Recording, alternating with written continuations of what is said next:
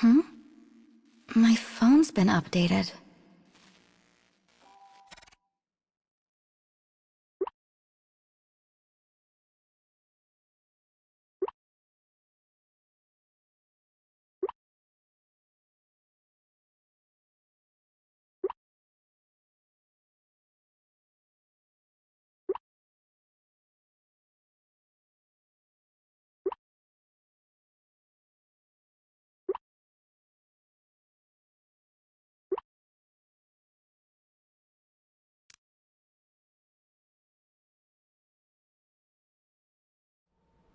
It's so pretty here.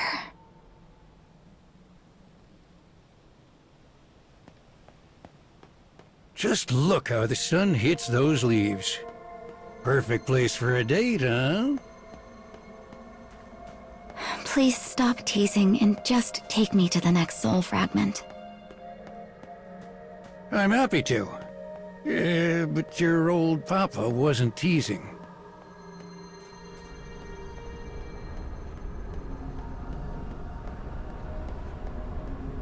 This tower is massive.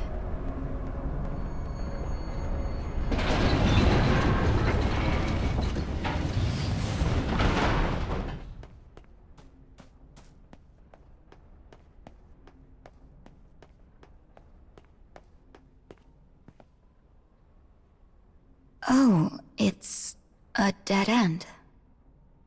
Go on, girl. Give that button a good push.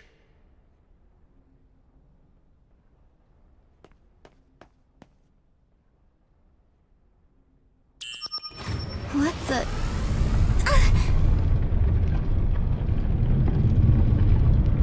Ow. You okay there, kiddo? Next time I'll slide under you and save your poor hiney. I'd rather you didn't.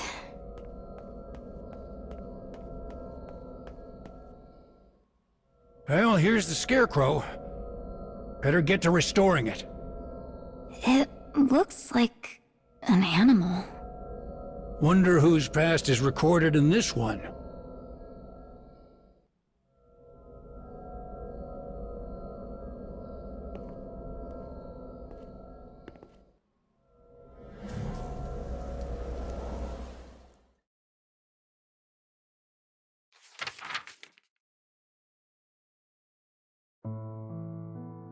Two girls and a boy once met at a school for children with magical talents. Though they became best friends, trouble arose during an event known as the Day of Pledging. On that day, their star-crossed feelings spiraled out of control and changed their lives forever. The boy perished, and one of the girls vanished, events that seemed to spell the end of the friendship. Near the witch's village, a deep wood lies enshrouded in a thick and heavy mist.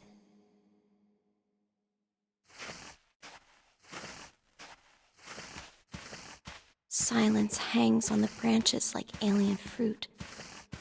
It is as if the trees themselves are staring at the unexpected visitor in their midst. For at this very moment, a creature, an it, makes its way deeper into the wood. It is nervous, its steps uncomfortable. Finally, the creature arrives at a mirror standing sentinel within the wood. When it sees the image within, it reflexively rejects the vision. For the creature harbors a deep and all-consuming loathing of its own visage. As if attempting to hide the filth it sees, the creature drapes a white sheet over its figure.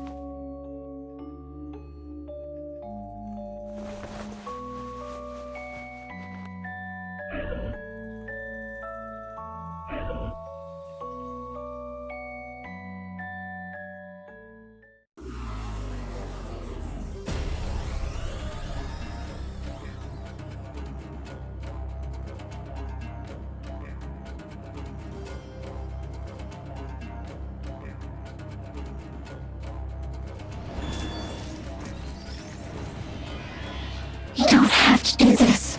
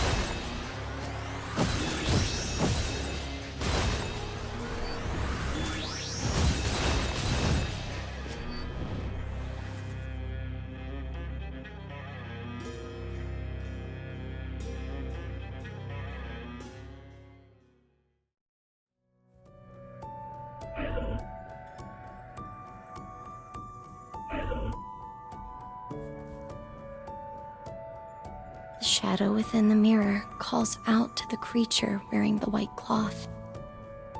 The shadow names the creature before it a werebeast, a thing beyond all comprehension.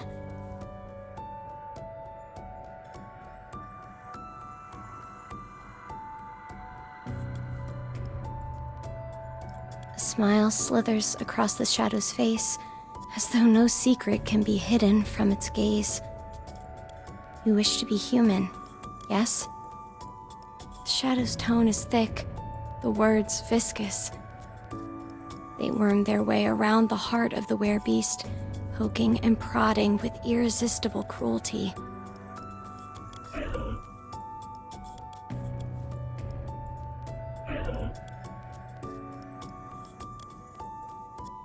Finally, the werebeast responds in a voice both quaking and resolute. I will do anything to be human. Anything.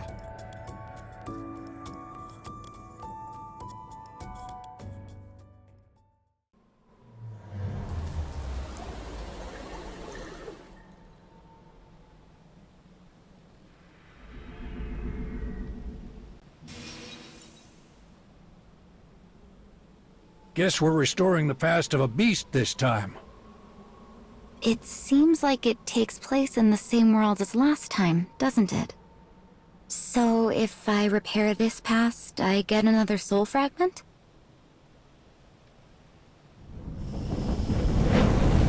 Exactamundo!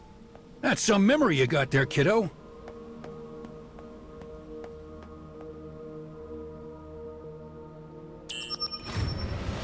Maybe try not to fall down this time?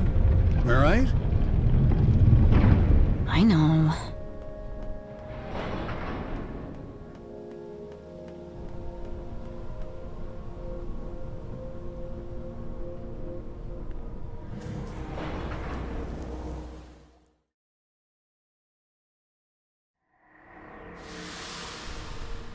That beast from earlier was actually sort of cute.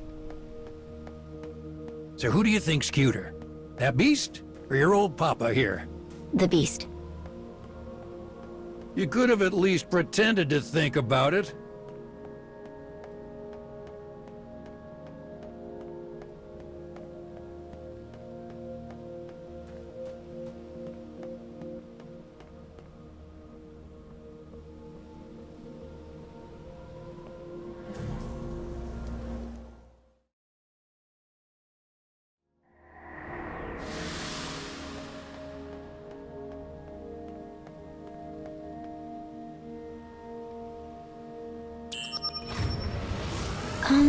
Are you going to help me restore these things at all? Papa already has a big job, and that's guiding you around the cage. You see, I'm more the kind of guy who likes to coast through life on royalties. I suddenly understand you so much better.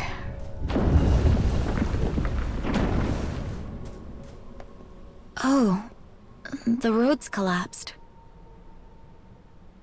Well, we should be able to cross on those routes. Just, try not to fall down, all right, kiddo? Oh, you've got to be kidding me.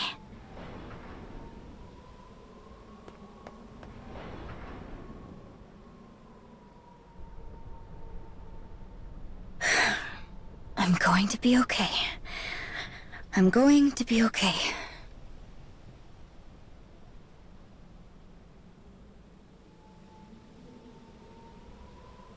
Nope, not okay. Come on, girl. You can do it.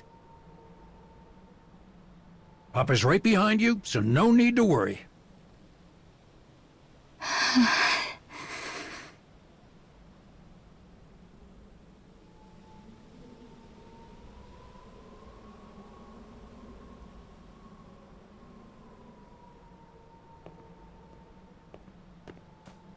Well, we made it.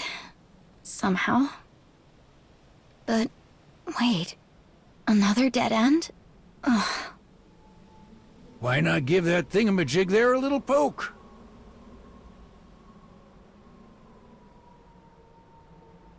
Huh? What is it this time?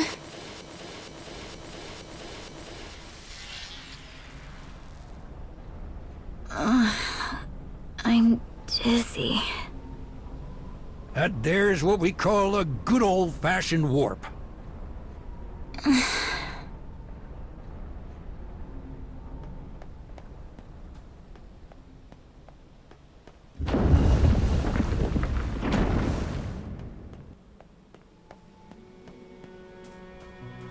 Wow. Look at those buildings. You know, I bet there's some kind of connection between your world and this one. Speaking of, do you miss the old homestead? Of course I do. Needed a moment to think about it, did you?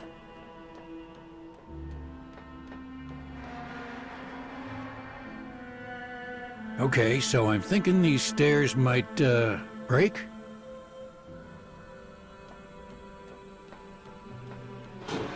Please say you're joking.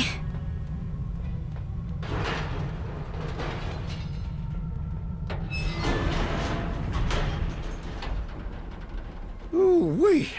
That was close. If we'd dawdled any more... I want to go home.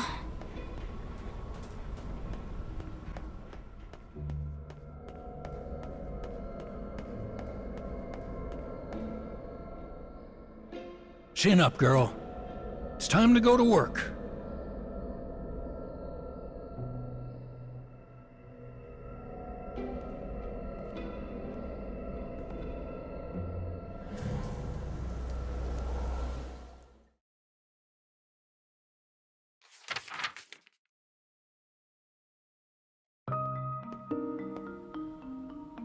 The werebeast arrives at the city that contains the School of Magic. The night is dark, the silence full, yet it is a far different quiet than the still of the wood. The people of the city sleep easily in the protection of their warm homes. And as the werebeast takes in the sight, an indescribable feeling begins to well up inside its chest. Perhaps it is envy, perhaps it is hate.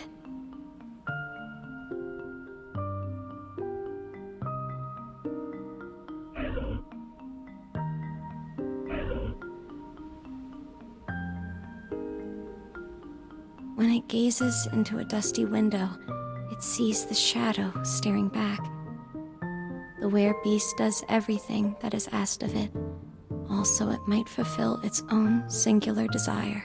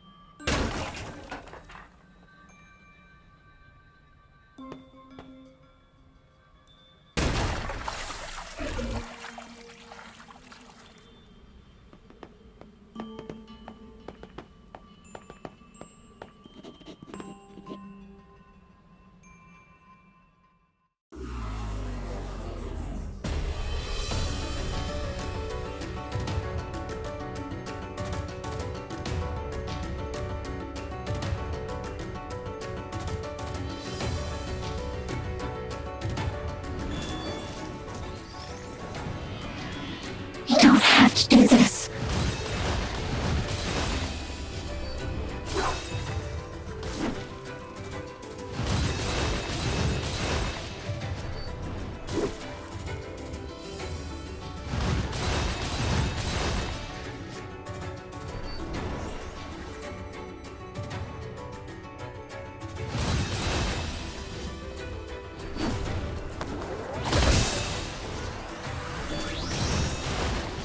Be stronger.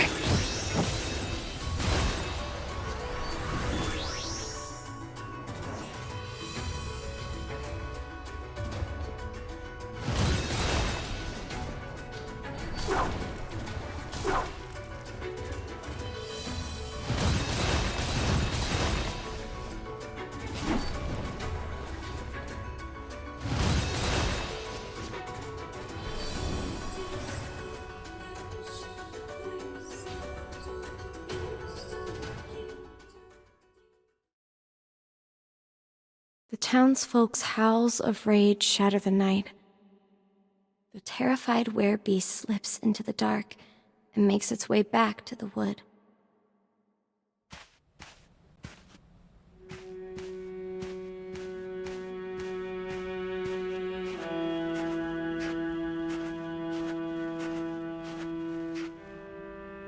The shadow's smile is ever present as it praises the werebeast's work.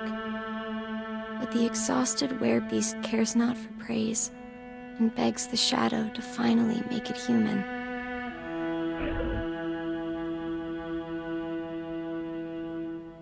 The shadow is not finished. Oh no. Instead, it makes one final demand. Before I make you human, you must snuff out the lives of 100 magic users.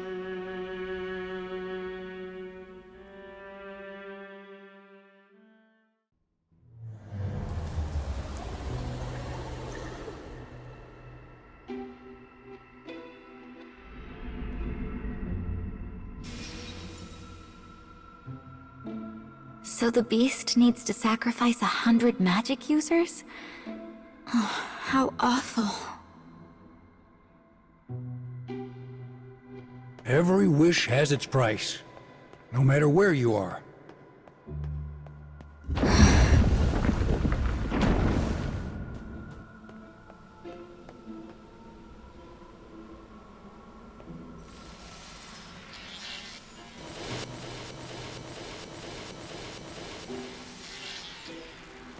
Warps are convenient, but I don't think I'll ever get used to them.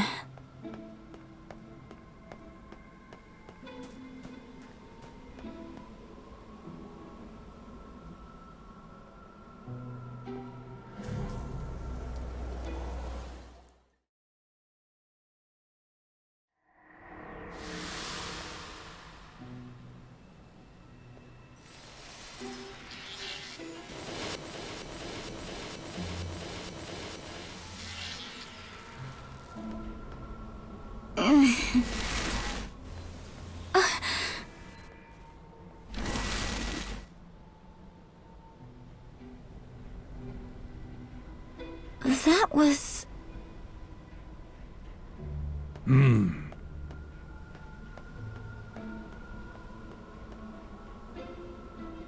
We need to get through here right away.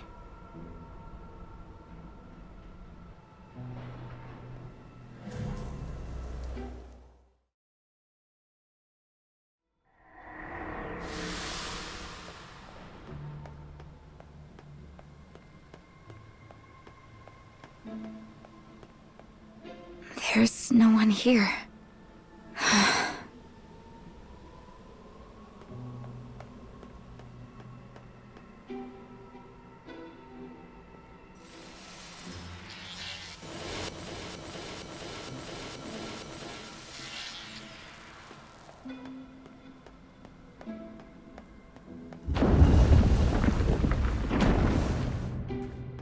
Is this a prison?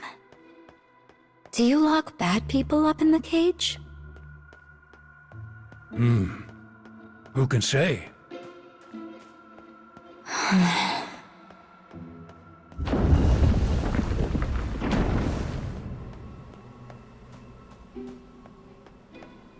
Someone's here, sis.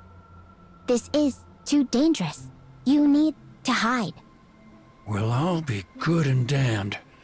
They can talk. These chatterboxes are nasty types that invaded the cage. And we need to send them packing. Please, just let my little sister go. But they're so scared. If you don't take care of these birds, we'll never get the other soul fragments.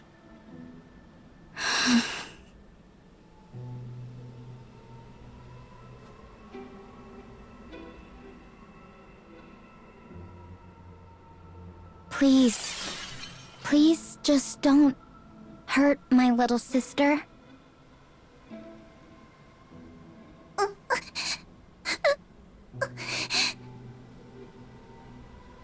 There's no point in living without my sister.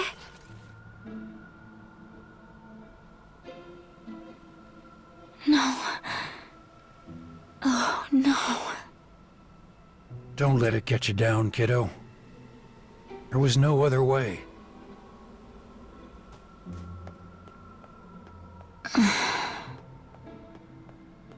Why the long face? Just thinking about my brother from back when we were kids. Since I was his big sister, I always wanted to protect him. Got a little brother, eh?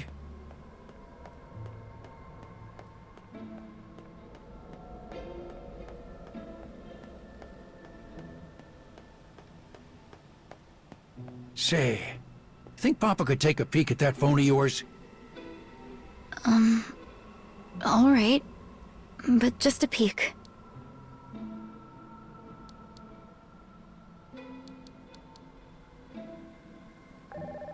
Hey, stop! What are you doing? Well, you seem pretty lonely back there. So I decided to give your brother a ring. What's wrong with you? Oh. Well, sorry about that. Just trying to do something nice for you, you know?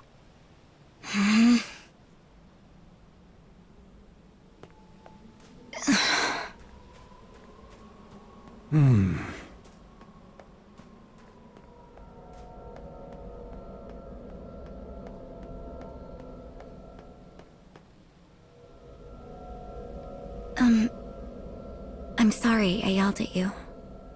Oh, that's all right. I shouldn't have done whatever it is I did. Now hop on in. Right. Here I go.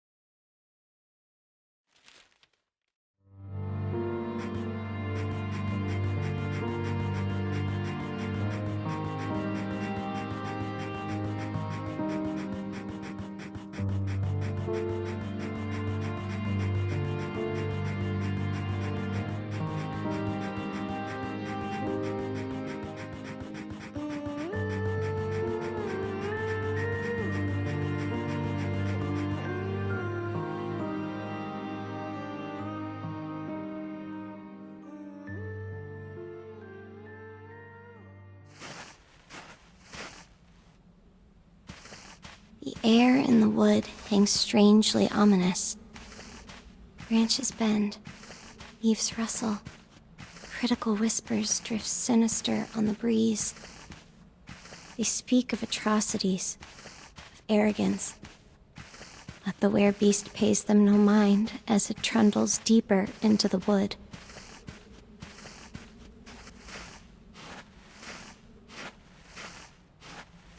Behind it, a heavy sack leaves a furrow where it drags upon the earth. Inside it is the corpse of a magic user. As the 99th victim falls, the shadow raises its voice in a spasm of utter glee and delight. Animosity and rage seep out from the mirror and coat the werebeast in their violent sheen.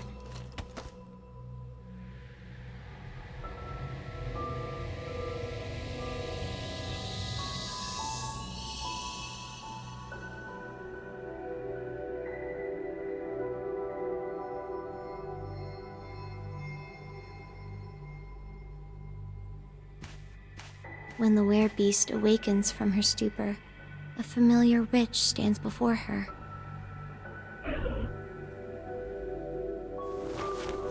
And for the very first time, she begins to fight against the shadow's unthinkable words.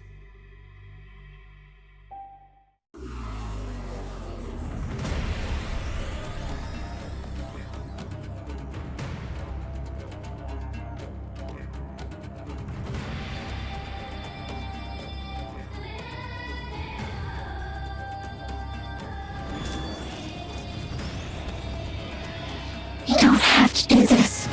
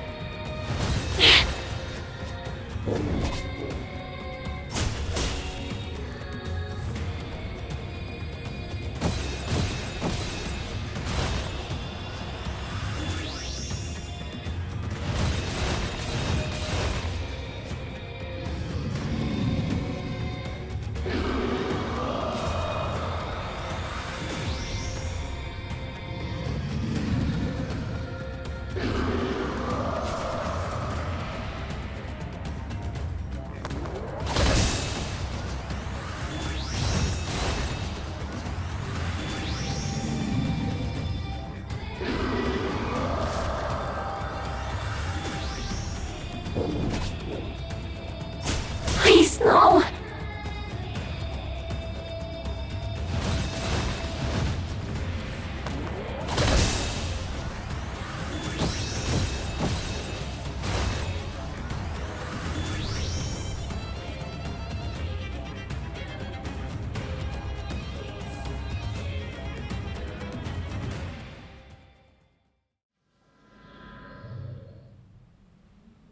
Standing before her is the one she has loved for so long. The girl with the wavy hair. The frantic werebeast attempts to string words together, praying they will reach the girl. I will do anything for you. I will be perfect for you. Just please love me. Please. When the voice reaches the girl with the wavy hair, realization grabs her by the throat. Oh God. Oh my God. This monster. It's my best friend.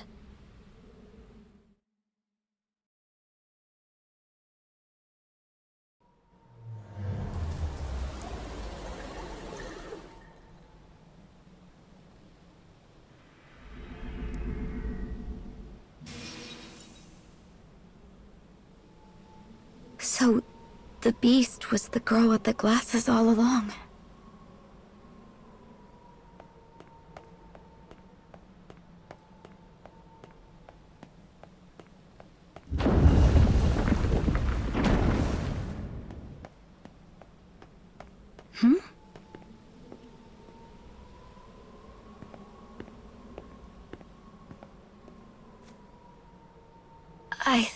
like this piano is... This remind you of something? Yeah, I used to practice the piano at my grandparents' house when I was a little girl. It always made everyone so happy when I played it well. Well, that sounds like a nice memory. You'll have to play something for Papa sometime.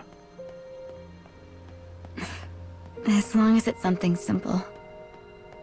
And only if we get a chance before I go home.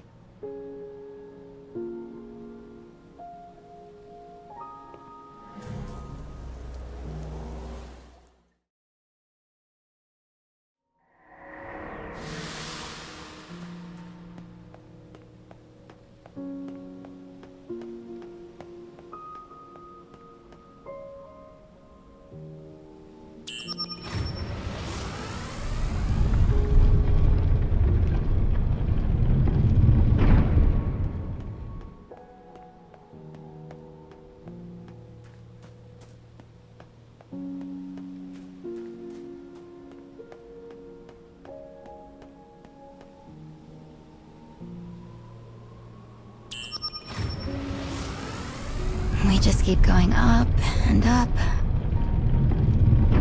We'll be at the last scarecrow soon. It's the home stretch before payday.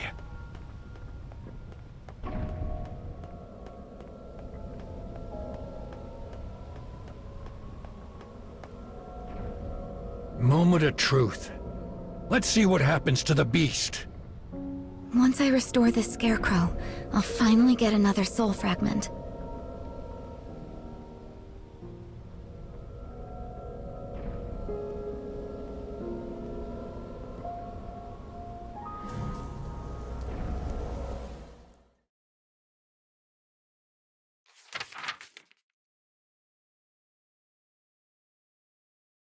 In the ruin of a wood, the girl with the wavy hair stands before her best friend, the once bespectacled girl who has now assumed the form of a beast. She has a question that must be asked.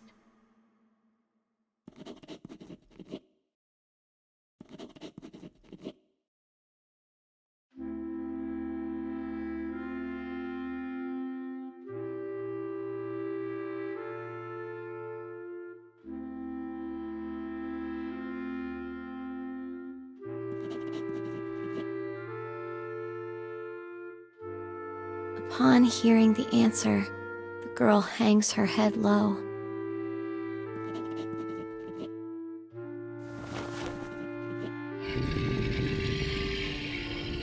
The cry of the beast and the enmity of the girl swirl together amongst the quaking trees.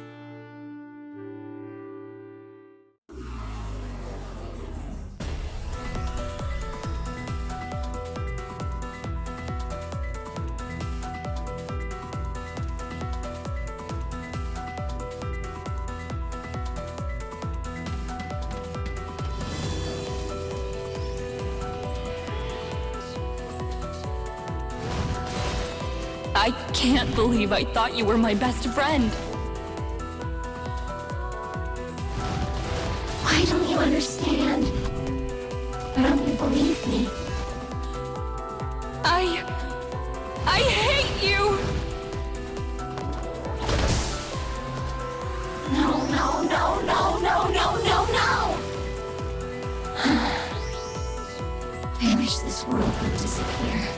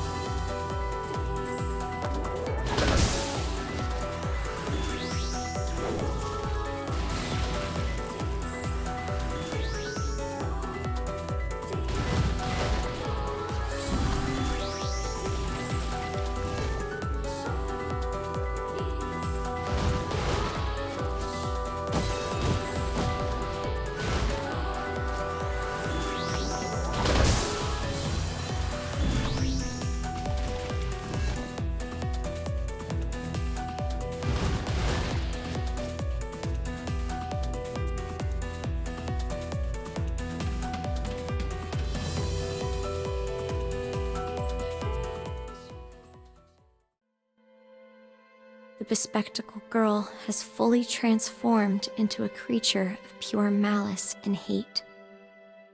As her best friend collapses to her knees, she directs a spell at her.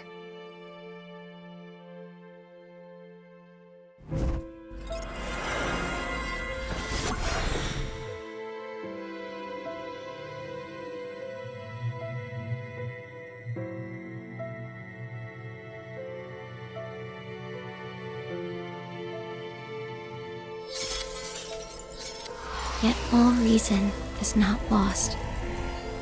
Tears pool in her eyes, her fists unclench.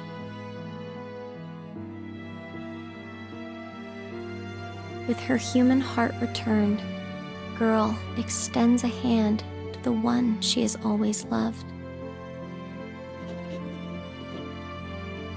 With those words spoken, the girl with the wavy hair plunges her staff into her own chest.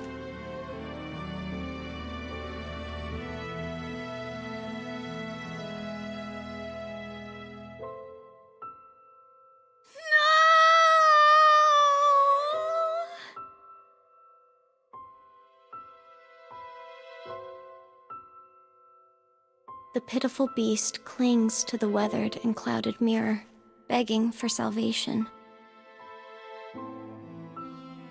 But the glass remains silent. The only sounds are the wails of the beast as they echo about the wood. There had never been a shadow. The bespectacled girl despaired over an existence where her wish would never come to pass. So she cast a terrible curse upon herself and sought vengeance against the self-same world that denied her. But when the path of her revenge came to its end, she realized that it led to nothing.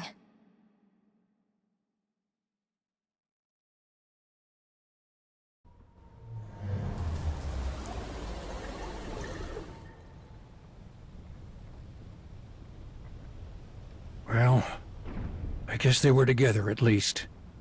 But despite how much they cared for each other, they couldn't escape what fate had in store. To avoid conflict, someone needs to push down their feelings. It's the only way nobody gets hurt. In any case, difficult topics aside, you did a fine job.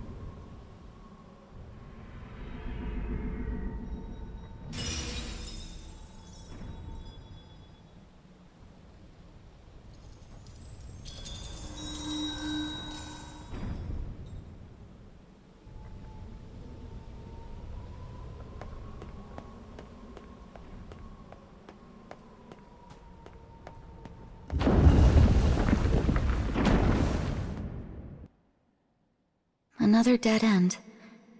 Oh, but we can skip this with a warp, right? Oh-ho! Someone's found her big girl pants.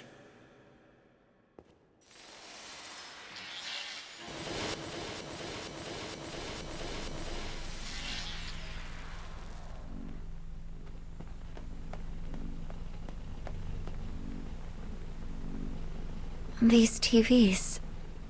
So next, we're going to see my... Facing the past is the responsibility of the one who desires to change it.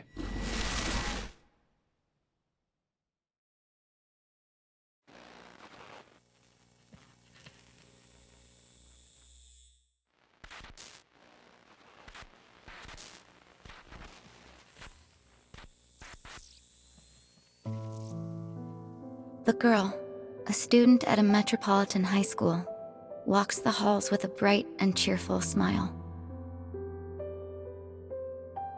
But hidden behind that brilliance is the truth of the unhappy life she lives with her father.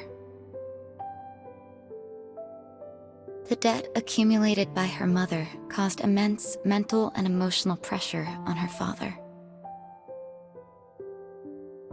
But she continues to wear a smile, for his sake.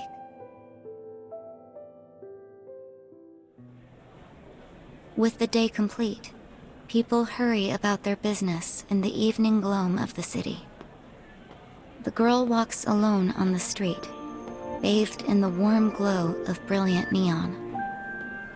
Her hood has been pulled down over her eyes, as if attempting to hide a grim truth.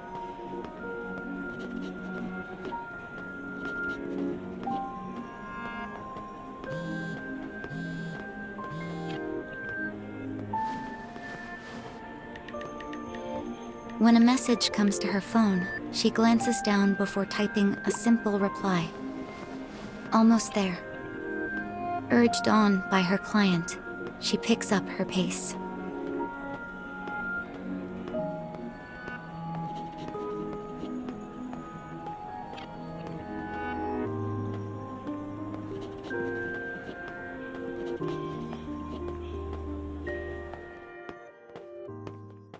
The lights of the city fade as the girl enters the malignant gloom of a dingy alleyway.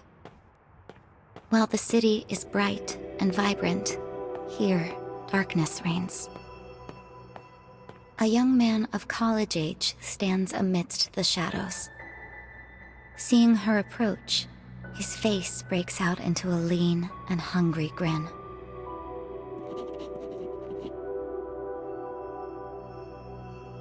She takes his money and hands him a small bag in return.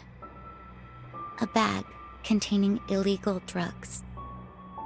This is her secret, the profession she has assumed so she might repay her family's massive debt.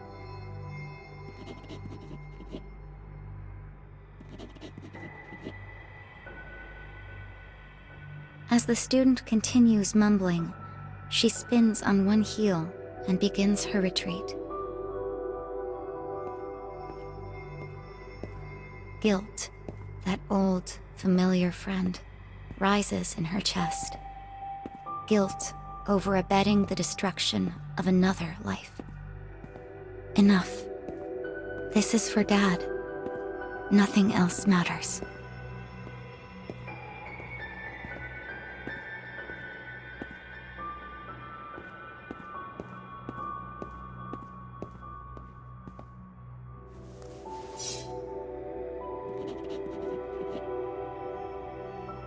Suddenly, a knife appears, as if conjured from the dark. Fearing what the man might do, the girl dashes away.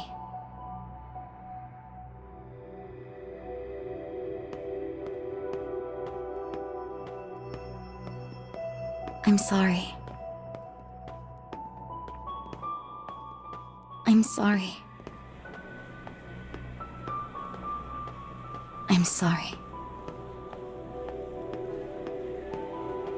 She weaves and bobs through the crowd of people, drying tears on her sleeves as she runs. Suddenly, a collision. An impact. Pain.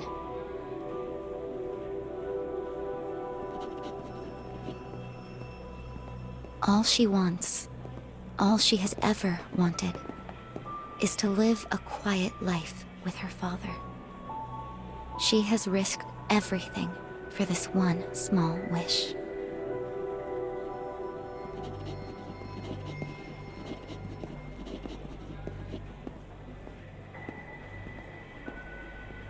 But in this world, the people who pass by on the street care nothing for her.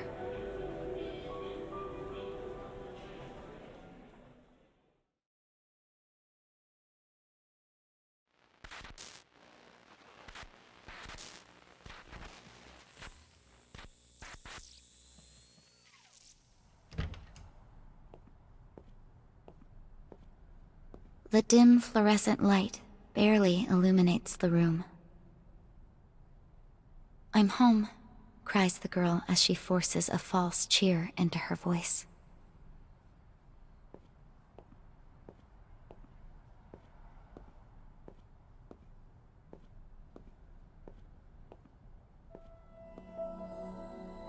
Her father's empty eyes gaze into a blank television.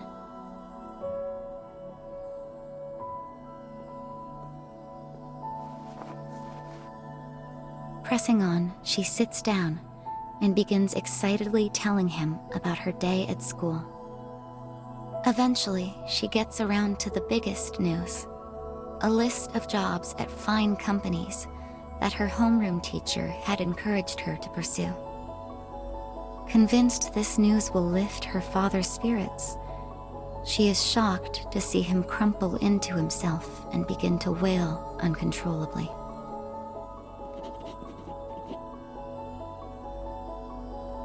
As he sobs, he speaks of the shame he feels in being unable to provide his daughter with the higher education she deserves.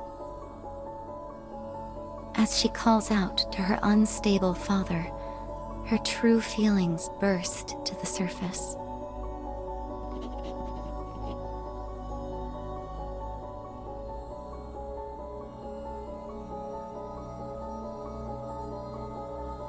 Why, Dad? Why are our lives like this?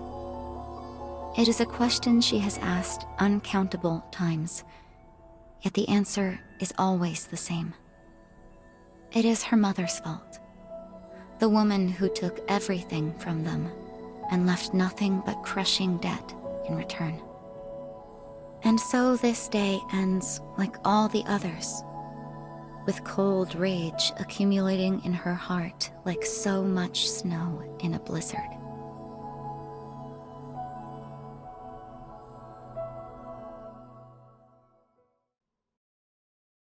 It's her fault. It's all her fault.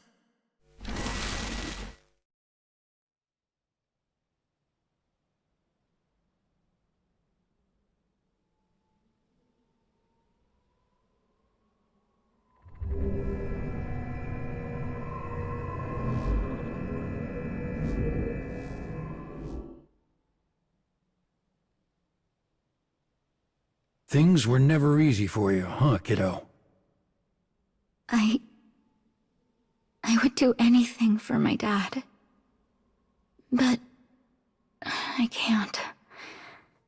Not by myself, anyway. If you fix the broken sun, then your past will...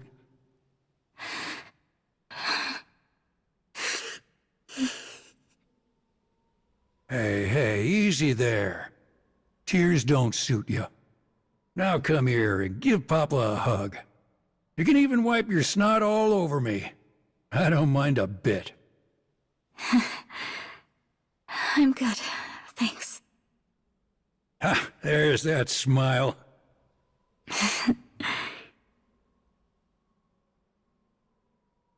All right then. Let's get a move on. Okay.